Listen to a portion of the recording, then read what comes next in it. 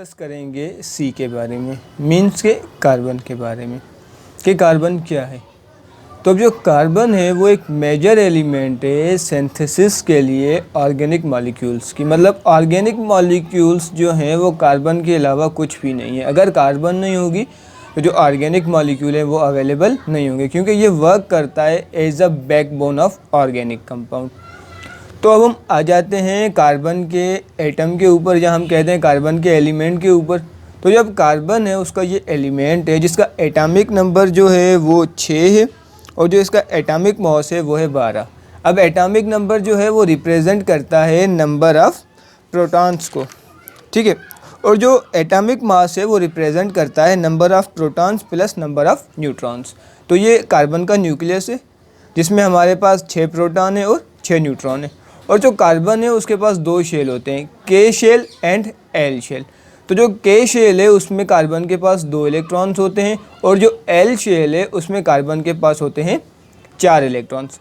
तो मीन्स के इसको अपना ऑक्टेट कंप्लीट करने के लिए 4 और इलेक्ट्रॉन्स की नीड है। तो हम इसको बोलते हैं टेट्रावैलेंट एलिमेंट्स। मीन के इसकी जो वैलेंसी है 4 है।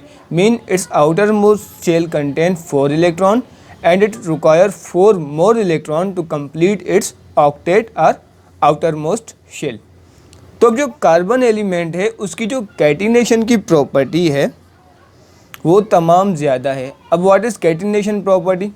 Catenation mean self linking property. Means carbon के जो मॉलिक्यूल्स हैं कार्बन के जो एटम्स हैं वो कार्बन के साथ बहुत ज़्यादा बॉन्ड की फॉर्मेशन करते हैं। तो इसी तरह से हमने देखा है कि जो बायोमॉलिक्यूल्स हैं जैसे प्रोटीन्स हो गए, अमीनो एसिड्स हो गए, फैटी एसिड्स हो गए, ग्लाइसरोल्स हो गए, न्यूक्लियोटाइड्स हो गए, तो ये सारे जो हैं कार्बन बेस्ड हैं। मतलब कार्बन जो है इनका बैकबोन का कंपाउंड है। तो अब हम आ जाते हैं कार्बन के डिफरेंट स्ट्रक्चर्स के ऊपर जो कार्बन फॉर्म करता है। ये हम देख लें कि ये सेंटर पे एक कार्बन है, ठीक है, तो उसके जो चौगिर्द है मीन्स के इसकी सराउंडिंग में जो चारों बॉन्ड्स हैं वो हाइड्रोजन के साथ फॉर्म है। तो ये एक सिंपल जो है वो मॉलिक्यूल बन गया जिसको हम बोलते हैं मीथेन और CH4 जो है इसका फार्मूला है। तो उसके बाद हम आ जाते हैं लीनियर स्ट्रेट चेन पे। ये एक कार्बन है जो अटैच है दूसरे कार्बन से, दूसरा जो है वो तीसरे से, और जो तीसरा कार्बन है वो चौथे से अटैच है। जब ये इस पहले कार्बन ने एक बॉन्ड जो है इस कार्बन के साथ बनाया और बकाया जो 3 बॉन्ड्स हैं वो इन हाइड्रोजन के साथ बना लिए। अब ये दूसरी कार्बन है, इस कार्बन ने एक बॉन्ड तीसरी नंबर कार्बन से बनाया है और जो एक बॉन्ड जो है वो पहली नंबर कार्बन से। जो इसकी रिमेनिंग 2 वैलेंसीज है ये इसने किसके साथ बनाई है? हाइड्रोजन के साथ। मीन्स जो कार्बन है ये 4 चेन स्ट्रक्चर है, 4 कार्बन चेन स्ट्रक्चर, ठीक है। तो उसके बाद आ जाते हैं हम ब्रांच चेन स्ट्रक्चर पे।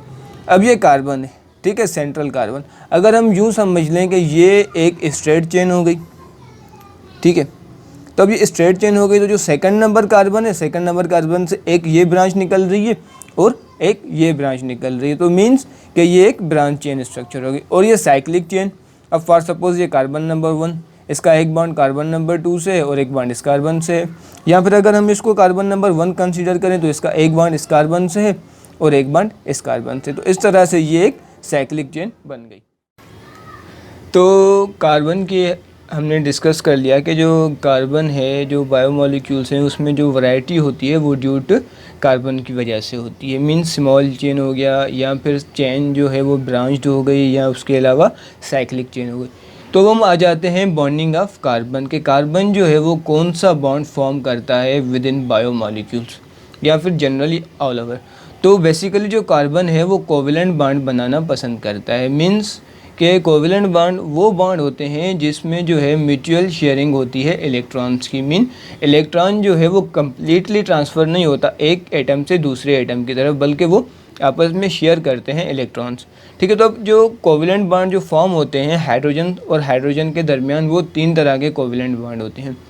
तो उनमें से जो पहला कोवेलेंट बॉन्ड है वो है सिंगल कोवेलेंट बॉन्ड, ठीक है। अब सिंगल कोवेलेंट बॉन्ड में क्या होता है कि जो 2 इलेक्ट्रॉन्स है, मीन्स के एक पेयर है इलेक्ट्रॉन का, 2 इलेक्ट्रॉन्स ये आपस में शेयरिंग करते हैं। तो ये हो गया सिंगल कोवलेंट बॉन्ड। उसके बाद आ जाता है हमारे पास डबल कोवलेंट बॉन्ड। तो डबल कोवलेंट बॉन्ड में क्या होता है कि 2 कार्बन एटम्स आपस में शेयरिंग करते हैं 4 इलेक्ट्रॉन्स की और 2 इलेक्ट्रॉन पेयर्स की। जिस तरह से आप देख रहे हैं डायग्राम कि ये 2 कार्बन के एटम्स हैं।